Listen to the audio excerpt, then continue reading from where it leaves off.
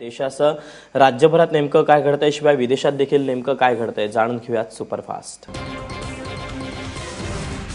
पाकिस्तानकडून झालेल्या गोळीबारात शहीद झालेले जवान राजेंद्र तुपारे यांच्या पार्थिवावर आज अंत्यसंस्कार करण्यात येणार आहेत। राजेंद्र तुपारे यांचं पार्थिव बेळगावातून त्यांच्या मूळ गावी चंदगडच्या कारवे गावात आणण्यात येईल। रात्री त्यांचं पार्थिव बेळगावात ठेवण्यात आलं होतं। शहीद जवान राजेंद्र तुपारे यांचं पार्थिव काल संध्याकाळी बेळगाव विमानतळावर दाखल झालं। बेळगाव विमानतळावर राजेंद्र तुपारेंना मानवंदना देण्यात आली। आज सकाळी 11 वाजता त्यांच्या पार्थिवावर लष्करी इतमामात अंत्यसंस्कार केले जातील। राजेंद्र तुपारे शहीद झाल्यानं अवघ्या कोल्हापूर जिल्ह्यावर शोककळा पसरली आहे। सांगलीच्या अण्णासाहेब डांगे आयुर्वेदिक महाविद्यालयाची चौकशी सुरू करण्यात आली आहे। पीएमएसच्या प्रवेशावेळी विद्यार्थी आणि पालक महाविद्यालयात उपस्थित असूनही ते उपस्थित नसल्याचं या महाविद्यालयानं म्हटलं होतं। एबीपी माझानेही या बातमीचा वारंवार पाठपुरावा केला। त्यानंतर वैद्यकीय शिक्षण संचालकांकडून चौकशी समिती नेमण्यात आली आणि 4 पालकांचे जबाबही नोंदवण्यात आलेत। डॉक्टर कैलास सोलनकर आणि डॉक्टर मंगला जाधव यांच्या समितीकडून अण्णासाहेब डांगे आयुर्वेदिक महाविद्यालयाची चौकशी सुरू झाली आहे। बुलढाणा जिल्ह्यातल्या आश्रमशाळा अत्याचार प्रकरणी सहाय्यक प्रकल्प अधिकारी एस.जी. सुतार आणि विस्तार अधिकारी व्ही.ए. वानखेडे यांचं निलंबन करण्यात आलं। पाणामधल्या कोकरे आश्रमशाळेत वर्षभरात एकदाही तपासणी करण्यात आली नव्हती, त्यामुळे हा कारवाईचा बडगा उगारला गेला आहे। दरम्यान नीलम गोरे यांनी आश्रमशाळेला भेट देत राज्यातल्या सर्वच आश्रमशाळांची चौकशी करावी अशी मागणी केली आहे। बुलढाण्याच्या खामगावमधील आश्रमशाळेत मुलींवर झालेल्या अत्याचार प्रकरणी आतापर्यंत 4 जणांना अटक केली आहे।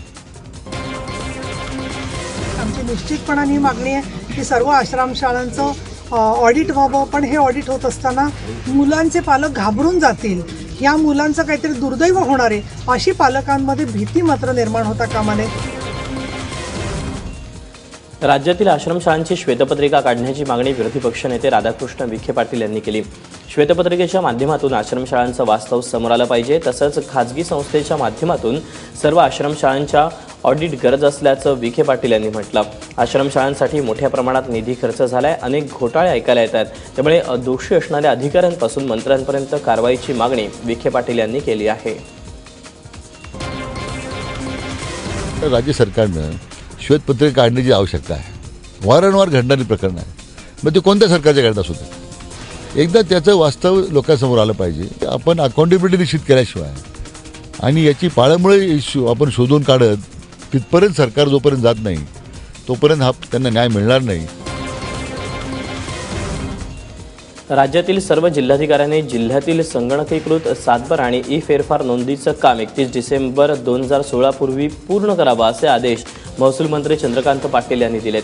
तसंच राज्यातील सर्व तलाठ्यांना लॅपटॉप आणि प्रिंटर उपलब्ध करून देण्यासाठी आवश्यक निधी उपलब्ध करून देण्याचे निर्देशही चंद्रकांत पाटील यांनी दिलेत। राज्यातील सर्व विभागीय आयुक्त आणि जिल्हाधिकाऱ्यांशी चंद्रकांत पाटील यांनी व्हिडिओ कॉन्फरन्सिंगद्वारे संवाद साधला, त्यावेळी ते बोलत होते। मुंबईतल्या टाटा हाऊसमध्ये छायाचित्रकारांना झालेल्या मारहाण प्रकरणी आणखी 3 अटक करण्यात आली आहे। आज या 3 कोर्टासमोर हजर केलं जाणार आहे। आतापर्यंत एकूण 5 जणांना अटक झाली आहे। 4 नोव्हेंबरला सायरस मिस्त्रींचे फोटो घेण्याच्या तयारीत असलेल्या छायाचित्रकारांचा सुरक्षा रक्षकांशी वाद झाला। यातून 8 ते 10 सुरक्षा रक्षकांनी छायाचित्रकारांना बेदम मारहाण केली। लवकरच मुंबईकरांना समुद्रांच्या लाटांवर स्वार होऊन नवी मुंबई गाठता येणार आहे, कारण भाऊचा धक्का ते नेरूळपर्यंतच्या जलवाहतुकीची मुख्यमंत्री देवेंद्र फडणवीसांनी घोषणा केली। नूतनीकरण करून आलेल्या भाऊच्या धक्क्यावरील प्रवासी थांब्याच्या उद्घाटन कार्यक्रमात ते बोलत होते। या कार्यक्रमाला केंद्रीय दळणवळण मंत्री नितीन गडकरीही उपस्थित होते। 2018 पर्यंत या जलवाहतुकीला सुरुवात होणार असल्याचं मुख्यमंत्र्यांनी सांगितलं। तर मुंबई पोर्ट ट्रस्टसह राज्यभरातील बंदर विकास मंडळांकडे असलेल्या जमिनींसंदर्भात नितीन गडकरींनी महत्त्वपूर्ण घोषणा केली आहे। मार्च 2018 मध्ये आपण मुंबई ईस्टर्न ट्रस्टचं वॉटर ट्रान्सपोर्ट सुरू करू आणि आपण ज्या फिल्ममध्ये बघितलं की रोडोच्या माध्यमातून कशा प्रकारे आपल्याला ज्या अंतराकरता 2-2.5 तास या ठिकाणी लागत होते ते 15-15 मिनिटात आपण करू। मुख्यमंत्री को दिखाकर पॉलिसी बनाई है और मैंने और नियोजन करने के लिए कहा है। इसके बाद में अगर कोई अड़चन आती है, कोई भी इश्यू के लिए महाराष्ट्र सरकार ने चीफ सेक्रेटरी की अध्यक्षता में कमेटी बनाकर उनको सब अधिकार दिए हैं, क्योंकि मुंबई के हित में जो भी निर्णय है वो मुंबई में हो सकते हैं, दिल्ली में हो सकते, हो ही नहीं सकते। मुंबईत होणाऱ्या कोल्ड प्लेच्या कॉन्सर्टवरून काँग्रेसनं सरकारवर जोरदार टीका केली। या कार्यक्रमात आयोजकांनी सरकारकडे मद्यपानाची परवानगी मागितली असून सरकारनं त्यावर आपली भूमिका स्पष्ट करावी अशी मागणी काँग्रेसच्या सचिन सावंत यांनी केली आहे। तसंच याआधी कोणत्याही सरकारनं अशा प्रकारच्या कार्यक्रमांना सहआयोजकत्व दिलं नसल्याचा आरोपही काँग्रेसनं केला। येत्या 19 नोव्हेंबरला बीकेसीच्या MMRDA ग्राउंडवर कोल्ड प्लेचा कॉन्सर्ट रंगणार आहे। कुठल्या तऱ्हेची सामाजिक प्रेरणा तरुणांना युवकांना मिळेल ह्याच्याबाबत माननीय मुख्यमंत्र्यांनी स्पष्टीकरण देण्याची आवश्यकता आहे। त्याचबरोबर ह्या संदर्भामध्ये एंटरटेनमेंट टॅक्सबद्दल असेल, ॲक्टच्या संदर्भातल्या त्या ठिकाणी मूलभूत त्रुटी असतील किंवा त्या संदर्भातल्या मूलभूत अशा त्या गरजा असतील, अटी असतील, त्या सर्वाचं पालन करण्याकरता या संपूर्ण कार्यक्रमाच्या आयोजनाचं त्या ठिकाणी परीक्षण लेखापरीक्षकामार्फत व्हायला पाहिजे। कर्नाटक राज्याचा स्थापना दिन बेळगावात मराठी बांधवांनी काळा दिवस पाळल्यानंतर कन्नडिगांनी सुरू केलेल्या मुजोरीनं कळस गाठलाय। काळ्या दिनाच्या सायकल फेरीत घोडा आणि खेळण्यातली बंदूक घेऊन सहभागी होणाऱ्या 5 जणांविरोधात चक्क राजद्रोहाचा गुन्हा दाखल करण्यात आलाय। यात उपमहापौर रत्नप्रसाद पवार यांचाही समावेश आहे। या 5ही जणांवर 2 राज्यात तेढ निर्माण केल्याचा आरोप आहे। मराठी बांधवांनी 1 नोव्हेंबर रोजी काळा दिवस म्हणून पाळल्यानंतर बेळगावात मराठी तरुणांची धरपकड करण्यात आली। तसंच त्यांना पोलिसांनी अमानुष मारहाणही केली। राज्यातील वाढत्या कुपोषणाला आळा घालण्यासाठी राज्यपालांनी एक महत्त्वपूर्ण अधिसूचना काढली आहे। या अंतर्गत राज्यातील अनुसूचित क्षेत्रातल्या 7 महिने ते 6 वर्ष वयोगटातील लहान मुलांच्या तसंच गर्भवती महिला आणि स्तनदा मातांच्या अन्नातील पोषण मूल्य वाढवण्याचे प्रयत्न करण्यात येणार आहेत। त्यासाठी राष्ट्रीय अन्न सुरक्षा कायद्या 2013 मध्ये निर्देशित जेवण शब्दाऐवजी गरम शिजवलेलं जेवण असा बदल करण्यात यावा। तसंच यासाठी लागणाऱ्या अतिरिक्त निधीची राज्य शासन तरतूद करेल असं कलम अधिसूचनेत घालण्यात आलं आहे। कोल्हापुरातल्या मलकापूरमध्ये आधार या गतिमंद मुलांच्या आश्रमशाळेत एका 15 वर्षीय मुलाचा कुपोषणानं मृत्यू झाला। शाळेत खेळता खेळता हा मुलगा खाली पडला आणि त्याच्या डोक्याला मार लागला। त्याला उपचारासाठी रुग्णालयात दाखल केलं असता त्याची प्रकृती खालावली आणि कुपोषणानं त्याचा मृत्यू झाला। त्याच्या मृत्यूनंतर प्रशासन खडबडून जागं झालंय। जिल्हा परिषदेच्या आरोग्य विभागासह समाज कल्याण विभागाकडून आश्रमशाळेतल्या इतर 40 विद्यार्थ्यांच्या प्रकृतीची तपासणी यानंतर करण्यात येते आहे। तो खरं तर खेळताना पडला होता म्हणून डोक्याला मार लागला म्हणून तो आला आणि तो कुपोषित आहे लक्षात आल्यानंतर तो सर्जरीकडून मेडिसिनमध्ये आला। पण सकाळी 8:30च्या सुमारास तो टॉयलेटमध्ये गेला, परत आला आणि एकदम कोलॅप्स झाला आणि त्यानंतर काय आम्ही त्याला वाचवू शकलो नाही। आता पोस्टमॉर्टमला बॉडी गेलेली आहे आणि पोस्टमॉर्टम गेल्या काही दिवसांपासून नाशिक जिल्ह्यात थंडीनं चांगलाच जोर पकडलाय। नाशिकमधला तापमानाचा पारा 10.2° इतका खाली घसरला। यंदाचं राज्यातील हे सर्वात कमी तापमान असल्याची शक्यता वर्तवण्यात येते। या घसरलेल्या तापमानानं नाशिककरांना पार गारठून टाकलं असून घरातील स्वेटर, शाल, मफलर हे ठेवणीतले कपडे बाहेर निघतात। दिवाळीनंतर वातावरणातील गारठा कमालीचा वाढलाय। त्यामुळे पहाट असो वा संध्याकाळ ठिकठिकाणी शेकोट्या पेटवलेल्या दिसून येत आहेत। गेल्या 2 वर्षात मराठा समाजाच्या मागण्या पूर्ण न करू शकलेलं सरकार पोस्टरबाजीतून आपलं अपयश लपवत असल्याची टीका काँग्रेस आणि राष्ट्रवादीनं केली आहे। रविवारी मुंबईत मराठा बाईक रॅलीच्या दरम्यान भाजपनं ठिकठिकाणी छत्रपतींचा आशीर्वाद, चला देऊ आरक्षणाला साथ या आशयाचे फलक लावले होते। या फलकाच्या माध्यमातून भाजपनं मराठा समाजाला आरक्षणाबाबत सहानुभूती देण्याचा प्रयत्न केला असं काँग्रेस आणि राष्ट्रवादीनं म्हटलं आहे। मराठा आरक्षणाच्या विरोधामध्ये सरकार आहे। आशिष शेलारांना आमचा त्या ठिकाणी प्रश्न हा आहे की एवढे वेळ तुम्ही जे लावता आहात तो कमी कधी करणार? तुम्ही आरक्षण देणं हे तुमच्या हातात आहे आणि तुम्ही आंदोलनामध्ये मागणी करून काय करता आहात? त्यामुळे ही दिशाभूल करणं थांबवा। त्यामध्ये ज्यांच्या हातामध्ये आरक्षण देण्याची जबाबदारी आहे ते त्याच्याबद्दल काहीच बोलत नाही। उपनगरच्या पालकमंत्र्यांनी सांगितलं की मराठा समाजाने सरकारबरोबर चर्चा करायला यावं। दुसऱ्या बाजूला मुंबईचे अध्यक्ष तिकडे वेगळी भूमिका मांडताना पाहायला मिळत आहे। म्हणजे एक देण्याच्या भूमिकेमध्ये, एक मागण्याच्या भूमिकेमध्ये, म्हणजे मागणारे हात पण आमचे, देणारे हात पण आमचे, आणि हे निवडणुकीला डोळ्यासमोर ठेवून करण्याचा राजकारण। परीक्षेचा ताण कमी करण्यासाठी 10वीच्या सलग वेळापत्रकात बदल करण्यात येणार आहे. शिक्षण आयुक्त धीरज कुमार यांनी मंडळाचे अध्यक्ष गंगाधर ममाणे यांना वेळापत्रकाच्या बदलाबाबत तातडीनं निर्णय घेण्याचे आदेश दिलेत. शिवसेना आमदार सुनील शिंदे यांनी शिक्षण मंत्री विनोद तावडे यांना निवेदन देऊन 2 पेपरमध्ये 1 दिवसाचं अंतर ठेवण्याची मागणी केली होती. त्यानंतर ही मागणी मान्य झाली. त्यामुळे मार्च 2017 मध्ये होणाऱ्या 10वीच्या परीक्षेत विद्यार्थ्यांना 2 पेपरमध्ये 1 दिवसाचा वेळ मिळणार आहे. पडताळणीसाठी सरकारनं घेतलेल्या सेल्फी विथ स्टुडंट्सच्या निर्णयाला महाराष्ट्र शिक्षक परिषदेनं विरोध दर्शवलाय. सेल्फी उपक्रमानं विद्यार्थ्यांच्या गुणवत्तेत वाढ होणार नाही असं मत परिषदेनं व्यक्त केलंय. शासनाची पत्रव्यवहार करून हा निर्णय मागे घेण्याची मागणी करण्यात आली आहे. महत्त्वाची बाब म्हणजे महाराष्ट्र शिक्षक परिषद ही संस्था संघ परिवारातील संस्था मानली जाते. त्यामुळे या मागणीवर सरकार काय निर्णय घेतंय याकडे सगळ्यांचं लक्ष लागलंय. या निर्णयाला शासनाने मागे घ्यावं अशी आमची मागणी आहे. कारण यातून विद्यार्थ्याची काही गुणवत्ता खूप वाढणार नाही किंवा शिक्षण क्षेत्रामध्ये काही खूप परिवर्तन होणार नाही. आम्ही पत्रव्यवहार केलेला आहे. आणखी सुद्धा पत्रव्यवहार करून आमचं शिष्टमंडळ भेटेल निश्चितपणे माननीय शिक्षण मंत्री महोदयांना आणि आम्ही त्यांना हे कन्व्हिन्स करू देऊ की सर ह्या असल्या प्रकारच्या निर्णयाची गरज नाही आहे. ठाण्यातील 3 हात नाका म्हणजेच मॅरेथॉन चौकाचं पुन्हा नामकरण करून त्याचं नाव मराठी क्रांती चौक करण्याची मागणी करण्यात आली आहे. ही मागणी मराठा क्रांती मोर्चाच्या आयोजकांनी केली आहे. 16 ऑक्टोबरला ठाण्यात अभूतपूर्व गर्दी आणि शांततेत मराठा मोर्चा पार पडला. त्याची आठवण म्हणून ठाण्यातील सर्वात मोठ्या चौकाचं नामकरण करण्याचा प्रस्ताव आयोजकांनी ठेवला. या नामकरणाच्या प्रस्तावाला प्रभाग समितीनं मान्यता दिली आहे. ठाणे महापालिकेच्या आगामी महासभेत मॅरेथॉन चौकाच्या नामांतरणाच्या मंजुरीसाठी प्रस्ताव ठेवला जाईल असं आश्वासन महापौरांनी दिलं आहे. ऊस दराबाबत सदाभाऊ खोत आणि राजू शेट्टींनी काढलेला तोडगा इतर शेतकरी संघटनांना मान्य नाही. शेतकऱ्यांऐवजी या दोघांनी सरकार आणि कारखानदारांची बाजू घेतल्याचा आरोप करत या संघटनांनी आंदोलन केलं. बळीराजा संघटना, सकल ऊस परिषद यासह अन्य काही शेतकरी संघटनांच्या कार्यकर्त्यांनी राज्यमंत्री सदाभाऊ खोत यांच्या इस्लामपूर येथील घरापासून काही अंतरावर ठिय्या आंदोलन केलं. टाळ मृदुंगांचा गजर करत भजनं गात या आंदोलकांनी आपला निषेध नोंदवला. ऊसाला प्रतिटन 3,500 रुपये भाव देण्याची मागणी यातून करण्यात आली. बातमी एबीपी माझाच्या इम्पॅक्टची. गेल्या 3 वर्षांपासून 100पेक्षा अधिक जणांचे बळी घेणाऱ्या टेंभुर्णी करमाळा रस्त्याच्या दुरुस्तीस अखेर सुरुवात झाली आहे. सुप्रीम कंपनीनं कामाला सुरुवात केली असून पहिल्या टप्प्यात टेंभुर्णी ते जातेगाव या 65 किलोमीटरच्या रस्त्यातील खड्डे बुजवण्यात येत आहेत. याबाबत एबीपी माझानं अनेकदा पाठपुरावा केला. त्यानंतर सार्वजनिक बांधकाम मंत्र्यांच्या आदेशानंतर आता खड्डे बुजवण्याच्या कामाला सुरुवात झाली आहे. प्रख्यात चित्रकार वासुदेव गायतोंडे यांचं सुमारे 50 कोटी किमतीचं जगविख्यात चित्र चोरीला झाल्याची तक्रार मुंबईतल्या वरळी पोलीस ठाण्यात दाखल करण्यात आली.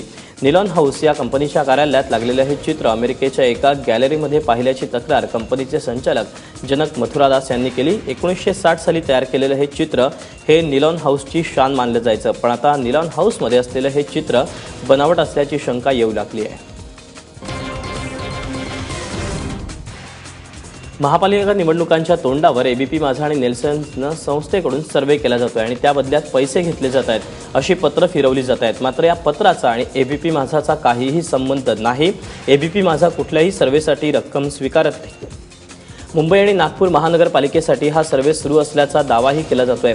पण एबीपी माझाच्या नावानं तुमच्याकडे कुणी रक्कम वसूल करत असेल तर त्या संदर्भातली तक्रार पोलिसांमध्ये दाखल करा. त्यानंतर जाऊयात बेळगावला. बेळगावमध्ये आज राजेंद्र तुपारे यांचं पार्थिव आता कारवेकडे रवाना होणार आहे. अगदी थोड्याच वेळात हे पार्थिव कारवेकडे रवाना होईल. पाकिस्तानकडून झालेल्या गोळीबारात शहीद झालेले जवान राजेंद्र तुपारे यांच्या पार्थिवावर आज त्यांच्या मूळ गावी अंत्यसंस्कार करण्यात येणार आहेत. राजेंद्र तुपारे यांचं पार्थिव बेळगावातून त्यांच्या मूळ गावी चंदगडच्या कारवे गावात आणण्यात येईल आणि काल रात्रीच त्यांचं हे पार्थिव बेळगावला ठेवण्यात आलं होतं. शहीद राजेंद्र तुपारे यांचं पार्थिव काल संध्याकाळी बेळगाव विमानतळावर दाखल झालं आणि त्याचवेळी त्यांना मानवंदना देखील देण्यात आली आणि त्यानंतर आज सकाळी 11च्या दरम्यान त्यांच्या पार्थिवावर लष्करी इतमामात अंत्यसंस्कार केले जातील. राजेंद्र तुपारे शहीद झाल्यानं अवघ्या कोल्हापूर जिल्ह्यावर शोककळा पसरली आहे.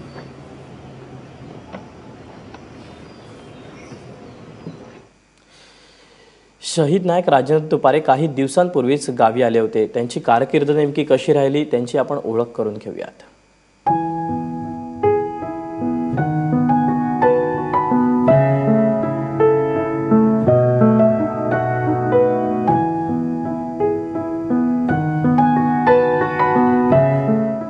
गणपतीच्या सुट्टीमध्ये तो गावी आला होता. सुखात होता, बायको पोरांसकट आपल्या कुटुंबासह.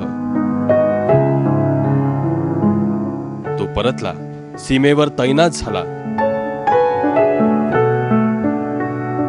दिवाळी तुमच्या आमच्या घरी दिवे लागले, पण दिवाळी संपताच त्याच्या घरी आक्रोशाची चिता पेटली.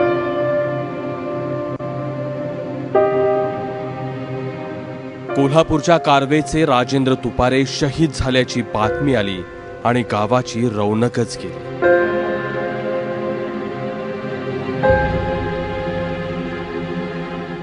ITI झालेले राजेंद्र 2002 साली बेळगावच्या मराठा लाईट इन्फंट्रीमध्ये भरती झाले होते.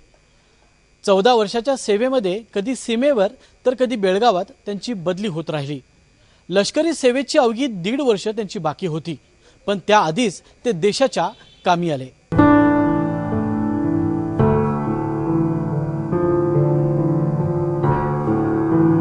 ज्या मैदानात राजेंद्र घडला त्याच मैदानात त्याला निरोप देण्याची तयारी सुरू आहे.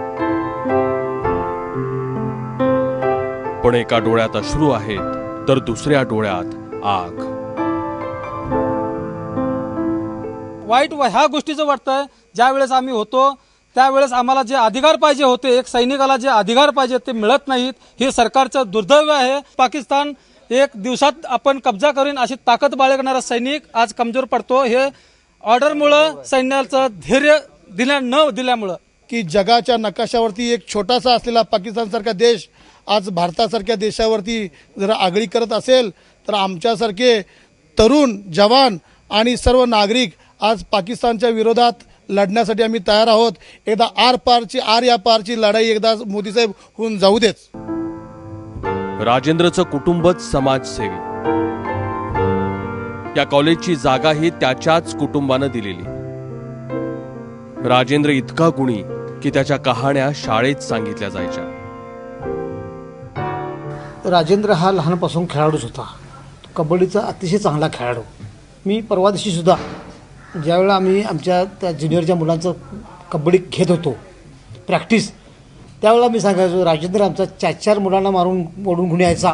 या परिसरात म्हटला तर आता आम्ही 1999 साली आमच्या शाळेनं वृक्षारोपण कार्यक्रम आखलेला. त्या दरम्यान त्यांनी लावलेलं झाड आजही आपल्याला दिसेल. निलगिरीचं झाड त्यानं लावलेलं. तो सुट्टीत देखील येऊन त्याला पाणी घालायचा. काही नसेल तर प्लॅस्टिक पिशवी गोळा करून त्यानं पाणी घातलेलं आहे त्या झाडाला.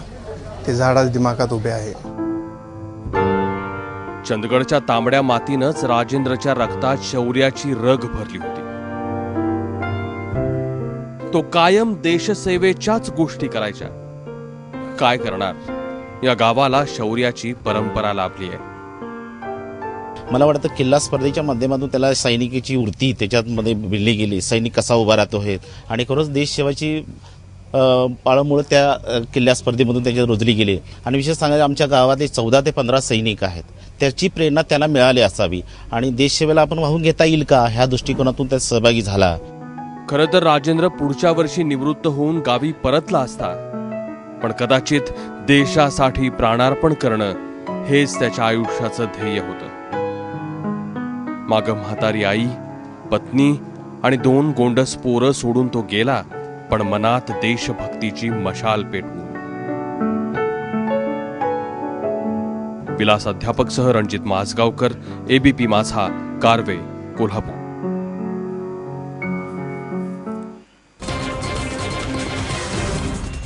विदर्भ क्रिकेट असोसिएशनचे अध्यक्ष आणि उपाध्यक्ष पदासाठी 13 तारखेला निवडणूक होणार आहे. ॲडव्होकेट आनंद जयस्वाल हे अध्यक्ष तर क्रिकेटपटू प्रशांत वैद्य यांची उपाध्यक्षपदी निवड जवळपास निश्चित मानली जाते. कारण काल अर्ज दाखल करण्याची अंतिम तारीख होती. दोन्ही पदासाठी प्रत्येकी एकच अर्ज आला आहे. मराठा क्रांती मोर्चात स्वामीनाथन आयोग लागू करण्याची महत्त्वाची मागणी आहे. त्यातच आजच्या अर्थव्यवस्थेत अधिक नोकऱ्या उपलब्ध होऊ शकत नाहीत. त्यामुळे स्वामीनाथन आयोगाच्या शिफारसी सरकारनं लागू कराव्या अशी मागणी अंधश्रद्धा निर्मूलन समितीचे अध्यक्ष श्याम मानव यांनी केली आहे. वर्ध्यात मराठा क्रांती मोर्चाचं कारण या विषयावरील जाहीर व्याख्यानात ते बोलत होते. वाशिम जिल्ह्यात स्वच्छ भारत अभियानाअंतर्गत जिल्ह्यात हागणदारी मुक्त अभियान राबवण्यात येत आहे. गुड मॉर्निंग पथक तसंच कर्मचाऱ्यांना लोक जुमानत नसल्याचं पाहून आता जिल्हा परिषदेनं खास लोककलावंतांची मदत घेतली आहे. हे पथक सकाळीच गावात दाखल होतं आणि ज्या नागरिकांच्या घरी शौचालय नाहीत अशा लोकांच्या घरासमोर हे पथक गायनातून प्रबोधन करत आहे. बातमी नाशिकमधली. नाशिकमध्ये प्रेम प्रकरणातून एका कॉलेजच्या तरुणीनं आत्महत्या केल्याची घटना समोर आली आहे. या तरुणीचं दुसऱ्या कॉलेजमध्ये शिकणाऱ्या निनाद जोशी नावाच्या तरुणाशी प्रेमसंबंध होते. मात्र गेल्या आठवड्यात त्यांच्यात वाद झाला आणि याच वादातून तरुणीनं राहत्या घरी ओढणीच्या सहाय्यानं गळफास घेऊन आत्महत्या केली. आरोपी निनाद जोशी हा शारीरिक आणि मानसिक छळ करत होता असं आत्महत्या केलेल्या तरुणीनं सुसाईड नोटमध्ये लिहिलं आहे. दरम्यान पोलिसांनी आरोपी निनाद जोशीला अटक केली असून आत्महत्येस प्रवृत्त केल्याचा गुन्हा दाखल केला आहे.